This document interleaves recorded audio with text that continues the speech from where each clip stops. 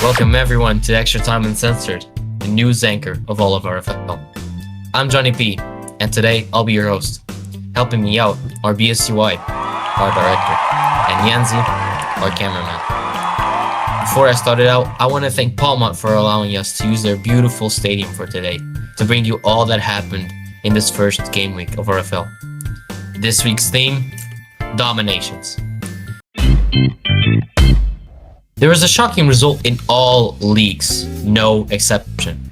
In Italy, not only did we have a crazy comeback from AC Pisa against Spezia to start off the league, with the biggest protagonists from there being Ducky and Akinapu, but we also had a shocking double-digit win from AS Rome against Naples. With Staticone managing 4 goals and 1 assist, he was sure to win the man of the match. Other scorers were Mez, Insanity, Defense, and FwYanzi. This team full of quality left Naples in shambles and had fans talking about both clubs. Other results coming from Italy were Palermo's no-goal draw debut against Season 1 title contenders Parma, AS Taranto's debut against Capitale putting 4 past their goalkeeper with a hat-trick from O. Jurian, and Milano's shockingly low 1-0 win against CD Bari, where people expected more, but only Bebe managed to score. Bebe puts it into the back of the net! In Spain, Fortaleza showed no mercy to Murcia, bagging 9 goals to start their season. In this one-sided battle, both Saitama and Puppy Lover played like no one else, both coming out of this game with 6 GM. Saitama with 4 goals and 2 assists, and Puppy with 2 goals and 4 assists. In the end, with more goals from Zaccaria and Greasy, Puppy Lover went home with the man of the match, leaving fans wondering if this will be the norm. For the rest, it was also a great week, with Cordoba's 5-2 win against Zaragoza, with a hat-trick from Old Bounds, Sakavert's shushing Atletico Gijon in Lugo's 2-0 win against them, Valladolid leaving no chance for Alicante, with a 5-1 score, and a bit of controversy in Tarragona vs Huelva, where a long goal was scored where the goalkeeper was in a position. Initially, the goal counted, but it was revealed that the staff were late. So, in the end, the goal was disallowed, and the match stayed at 1-1. Son! In a flash, this game has gone away from Huelva! Now in England, the domination happened between Ingrave and Peckham, with Ingrave having a slow start, but ultimately ending with a 1-1 victory. The hat-trick that happened wasn't goals, but assisted from Mo Foley, but alas, TJ Kim left the game with the man of the match, for his 2 goals and 2 assists. Peckham were one side while Ingrave was still loading up, with a goal from their own manager, FwYanzi.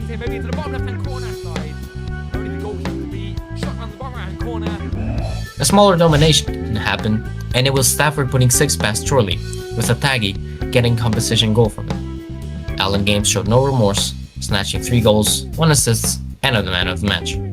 All the results were Stratham's 1-0 win against Hastings, Newbury managing a 2-1 win against Wakefield, and Mick Bank putting 4 in the net for Bedford in their 4-2 win against Romford. And as we arrive in Germany, things get different. Not only is there a lot of talk about, but as we talked about these dominations, there is a pattern. The big ones were about new teams. Well, in Deutschland, things get different, because it was Dynamo that got dominated by Rheinblick. A team with half their points in Season 1 scored 5 past their netting. It would be 7 if Futbol hadn't been Gameweek banned. Highlights of the night were not only MF Splash's wonderful 5GA with a hat-trick of goals and 2 assists, or Shaduri getting 2GA, but also Cammy's goal. Everyone's favorite Scottish man has not only made his debut in a league match, but also scored in it. Cammy has scored a goal! Congratulations, Cammy. In other news, Grunthal had a massive upset, losing 4-1 against the newly formed VfL Düsseldorf. An amazing night for the winning team, especially for Michael Moment-Ford, who got 2 goals and the man of the match. As a giant of Germany, this loss by Grunthal has everyone questioning what has happened. And speaking about giants, Normi lost to Bayernstadt 1-0. Another upset, and more questioning about what happened. A tight and tough game that didn't go their way.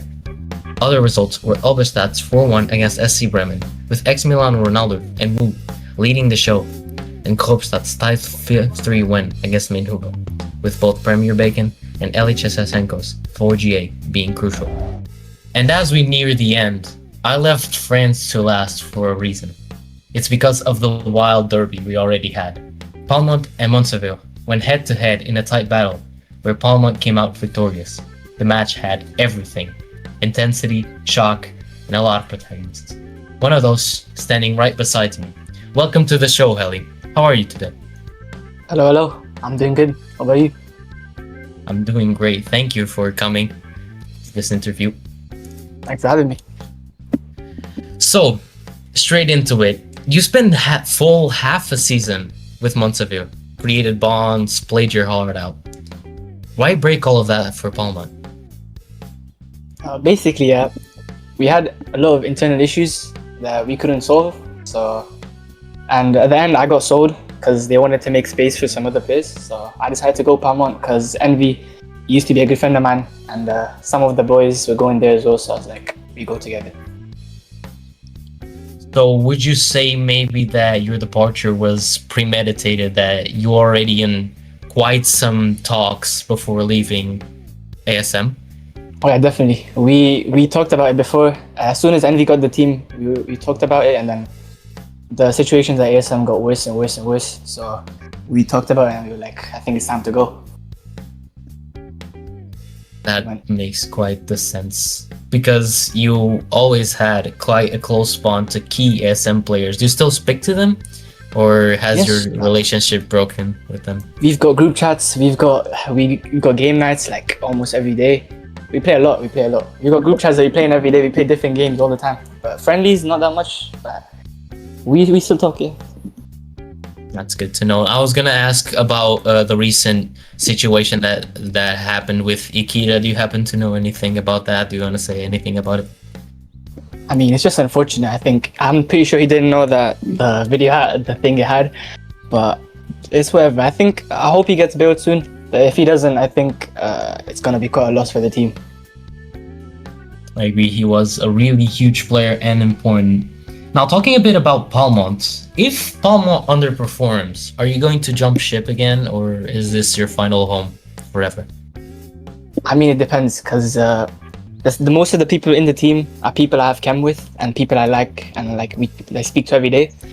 So if something goes wrong inside the team, I think my first reaction would be to try and solve the issues, even if we start playing bad. Like recently in friendlies, we haven't been doing good, but we tried to fix it. I don't think I'll be leaving just because of some small issues. But if there's some major issues, I'll definitely look into leaving if it's not solvable. Do you think the team in itself is stronger with you? Definitely, because I think as the cam of the EU team, I think most of the attack is based on me, and like I'm the only one on EU who can most an attack, can barely most an attack.